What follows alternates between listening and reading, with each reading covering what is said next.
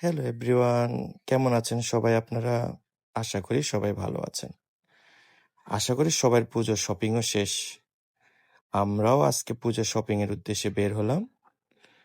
আমরা সাধারণত বসুন্ধরা সিটিতেই শপিং করি কারণ সবগুলো একসাথে পাওয়া যায়, আলাদা কোথাও যেতে হয় না। অনেকদিন পরে অবশ্য বসুন্ধরা সিটিতে যাওয়া হলো শপিং এর উদ্দেশ্যে, বেশ কিছুদিন শপিং করা হয় না। প্রথমে আমরা শপিং করব, মাধুর্যের জন্য শু কিনতে হবে, তার রেগুলার পরা জুতা কিনতে হবে। বাচ্চারা একটু তাড়াতাড়ি বড় হয়ে যেত, তাই ওদের জুতাগুলো ছোট হয়ে যায়। তো বাসায় যতগুলো জুতা ছিল সবগুলো জুতাই মোটামুটি ছোট হয়ে গেল। সেজন্য আমরা ওর জন্য জুতা কিনবো প্রথমে, তারপরে একে একে সবার জন্য কিনবো। সাইজ মিলানোটা একটু কঠিন, তারপরেও খুঁজে খুঁজে মোটামুটি সাইজ আমরা নিয়ে নিলাম। এরপরে আমরা চলে আসলাম শপিং মল আরেকটাতে, যেখানে মাধুর্যর মামা শপিং করবে। কিন্তু মামার সাইজ হলে কালার হচ্ছে না, কালার হলে সাইজ হচ্ছে না।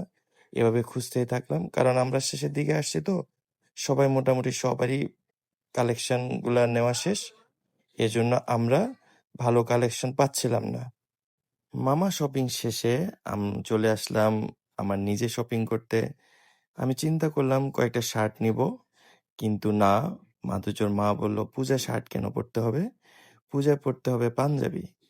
তাই আমার আবার চয়েস করা শুরু করলাম পাঞ্জাবি। বেশ সুন্দরী পাঞ্জাবিগুলা, কালেকশনগুলো সুন্দর। একে একে আমি 2টা পাঞ্জাবি নিয়ে নিলাম। আমারও ভালো লাগছে, ট্রায়াল দেওয়া দিলাম, ভালোই লাগছে। তবে এখানে আমি একটা কথা বলে রাখি যে এরপর নেক্সট টাইম থেকে চেষ্টা করব যখনই কালেকশনগুলো আসবে তখনই তাড়াতাড়ি শপিং করে নিতে, কারণ শপিং দেরিতে করলে সাধারণত কালেকশনগুলো থাকে না। আমাদের শপিং শেষ, এরপর আমাদের রাতের খাবার। রেগুলারের মতো আমি ভেজিটেবল নিলাম, আর মাধুর্য, তার মা আর মামা সাধারণত চিকেন আইটেমটাই পছন্দ করে বেশি। বসুন্ধরাতেই আমরা রাতের ডিনারটা শেষ করলাম। সবাই ভালো থাকবেন। Thanks for watching.